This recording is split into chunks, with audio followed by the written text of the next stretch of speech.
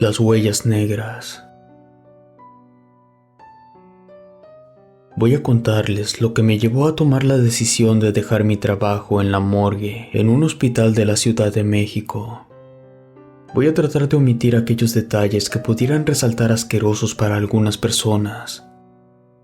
Parte de mi trabajo era realizar las autopsias. Un dato que siempre menciono cuando hablo del trabajo de morgue es que aquellos que estamos involucrados nos acostumbramos tanto que muchas veces, no por decir siempre, ingerimos alimentos con un cuerpo sobre la plancha. Hay mil y una historias de cómo se aparecen fantasmas en los hospitales y en sus morgues. Dejaré en claro que es completamente cierto. Así que cuando un colega hace una recomendación sobre una habitación o acerca de un cuerpo, hay que tomarlo muy en serio. En el caso específico del hospital donde yo trabajaba, era bien conocido que una mujer se paseaba por los pasillos que llevaban hacia la morgue. Debo admitir que la primera vez que la vi casi corro del miedo. Era mi primera noche y aún era practicante. La presencia de esa mujer es tan normal para todos los trabajadores del hospital que incluso se utiliza como novatada. Una cosa que al menos a mí me resulta curiosa es que algunos de los fenómenos paranormales que se pueden experimentar en el hospital solo ocurren durante la estancia de ciertos cuerpos en la morgue. Por ejemplo, en una ocasión se podía ver que por el segundo piso caminaba una mujer con un bebé en brazos. Esto ocurrió luego de que una mujer con 7 meses de embarazo llegara porque había sido atropellada. A mí me tocó realizar su autopsia. Una vez que los dos cuerpos fueron entregados a la familia, sus fantasmas desaparecieron. En otra ocasión, llegó a escucharse la risa de una niña dentro de la morgue, pero esta risa desaparecía cuando alguien entraba. Era de una niña que había sido asesinada por su padre de una forma tan desagradable que no me es permitido contar. Una cosa que nunca pude comprobar por mi cuenta, pero muchas personas ajenas al hospital decían que cuando marcaban a emergencias pasada la medianoche, podía escucharse que tomaban el teléfono, pero en lugar de que una voz les respondiera del otro lado, se escuchaba el latir muy fuerte de un corazón. No tengo idea de cuál podría ser el motivo, pero al menos es interesante. Bien, ya puesto el contexto, contaré el primer suceso que me afectó mucho. Era un turno tranquilo. Ya pasaba de la 1 de la mañana cuando me llevaron el cuerpo de un niño. Cada centímetro de su cuerpo había sufrido quemaduras. Resulta que sus padres salieron a algún lado dejándolo solo en casa. Algo ocurrió y comenzó un incendio que absorbió rápidamente toda la casa. Fue una autopsia complicada, pues ya no había piel en ese cuerpo. No es que no me hubiera tocado trabajar antes con cuerpos quemados, lo que pasaba es que este cuerpo estaba muy mal. Terminando el trabajo, el cuerpo fue depositado en uno de los refrigeradores. Esa noche era el descanso de uno de mis compañeros, y en ese momento el otro se encontraba tomando una siesta. Yo había ido a traer algo para comer. Ya estaba caminando de regreso a la morgue cuando encontré unas pequeñas huellas negras en uno de los pasillos. Estas huellas no estaban cuando pasé hace 10 minutos, así que alguien debió haber pasado por ahí. Lo más extraño de esas huellas es que no eran huellas secas. Quien sea que las haya dejado había caminado en líquido. Algo me dio mala espina, así que di la vuelta y regresé con la excusa de buscar a la persona de limpieza para que quitara las huellas, y de paso preguntarle qué líquido negro era ese. Encontré al joven de limpieza y le comenté lo que había encontrado. Fue por algo para limpiar y me acompañó al sitio. Examinó el líquido de las huellas y me dijo que no tenía idea de lo que era. Parecía petróleo, pero cuando se estaba cerca llegaba un olor a animal muerto. Sin más que hacer, el joven limpió las huellas y se retiró. Yo seguí mi camino hacia la morgue. Cuando ya estaba a algunos metros, pude ver cómo las puertas de la morgue se cerraban. Pensé que mi compañero ya había despertado. Entré confiado al lugar para darme cuenta que no había nadie ahí. Por alguna razón se sentía un poco de calor. Era incómodo estar ahí. Me di la vuelta decidido a salir, cuando escuché cómo se abría uno de los refrigeradores. Volteé y me di cuenta que el refrigerador que se estaba abriendo era aquel donde el niño quemado había sido colocado. Yo estaba impresionado. Una cosa es ver fantasmas que te acercas y desaparecen o escuchar ruidos.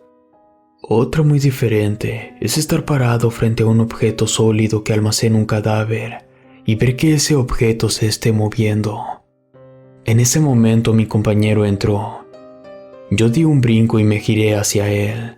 Se rió un poco de mi reacción. Yo le dije lo que estaba pasando, pero cuando revisamos todo estaba bien. El resto del turno transcurrió con normalidad. Mi compañero se fue primero. Yo me quedé juntando mis cosas. No tardé más de 5 minutos y ya cuando iba a la salida, escuché de nuevo que uno de los refrigeradores se estaba abriendo. Ni siquiera me molesté en voltear. Sabía que era el de ese niño. Me apresuré a salir de la morgue y del hospital. Cuando ya estaba cerca de la salida, escuché que alguien, no recuerdo quién, mencionó unas huellas negras. Yo volteé inmediatamente y casi me voy para atrás cuando vi que en el pasillo por donde yo había salido estaban esas huellas. Tenía un muy mal presentimiento. No quería llegar a mi casa. ¿Qué tal si ese niño me seguía? Faltaba poco para las 8 de la mañana, así que opté por caminar hasta un puesto de comida que estaba como a 5 minutos del hospital. Mientras caminaba, no podía dejar de pensar en las huellas negras. Decidí dejar el asunto de lado. Esa noche era mi descanso, así que yo volvería a la morgue hasta la noche del día siguiente. Y lo más probable era que el cuerpo del niño fuera entregado antes de que yo regresara. Me sentí un poco aliviado. Llegué al puesto, pedí un guarache y un refresco.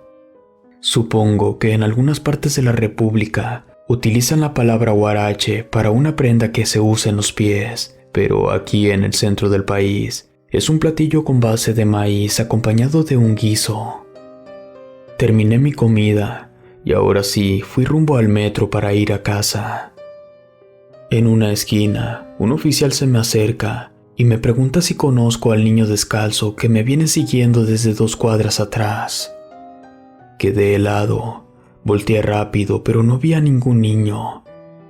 No me iba a quedar con la duda. Le pedí al oficial que me acompañara al lugar donde él había visto al niño. Cuando llegamos, lo único que pudimos ver fueron un par de huellas.